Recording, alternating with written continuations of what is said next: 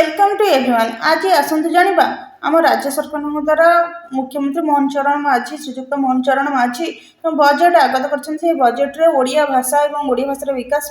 615 कोटी टंकार बजेट कर बजेट मध्य अंतर्भुक्त रही जो छात्र छात्री माने बीए अर्थात स्नातक एवं पीजी बा एमए मास्टर इन आर्ट्स रे जो माने ओडिया रे जो मैंने पीजी कर स्नातकोत्तर श्रेणी जो मैंने ओडिया भाषा को प्राधान्य देते ओडिया सम्मान रखी ग्रेजुएशन एवं एमए कर समस्त उभय को छात्र वृत्ति मिल स्पेशली ओडिया भाषा जो मैंने ओडिया भाषा को सम्मान भाव रखी पीजी कर भाव में सरकार विभिन्न प्रकार पदक्षेप रही हूँ ओडिया भाषार विकास 615 कोटी टंका धार्य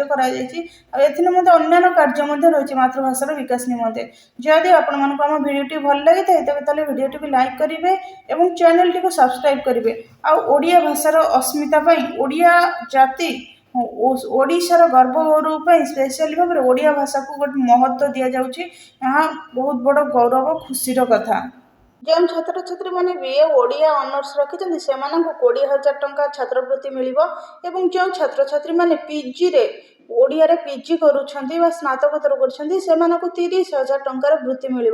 एमते ओडिया भाषार विकास निमंते सरकार तरफ 615 कोटी टंकार बजेट घोषणा करा एक स्वागत योग्य पदक्षेप और छात्र छात्री मानी खुशीर खबर विशेषकर देखा गले ओडिया भाषा और ओडिशा राज्य और ओडियार उन्नति निमंते बर्तमान पदक्षेप निदि आपण भिडियो भल लगी तेज भिडियो को लाइक करूँ और चैनल टी को सब्सक्राइब करूँ।